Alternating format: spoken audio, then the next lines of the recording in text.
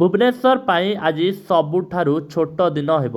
दिन प्राय 10 घंटा 54 मिनिट 24 सेकेंड हेब एवं राति प्राय 13 घंटा 5 मिनिट 36 सेकेंड हेब। भुवनेश्वर में डिसेम्बर 15 रु डिसेम्बर 27 प्राय 12 दिन धरी दिन 10 घंटा 54 मिनिट एवं राति प्राय 13 घंटा 5 मिनिट हुए। आज सुंदरगढ़ और मालकानगिरी में दिनर लंबा 10 घंटा 47 मिनिट और 11 घंटा 1 मिनिट हेब। सेहीभଳି दिल्ली और कन्याकुमारी ठारे दिनर लंबा यथाक्रमे 10 घंटा 19 मिनिट और 11 घंटा 39 मिनिट हेब। जून 21 बा 22 तारिख में सबुठारु बड़ दिन होता है।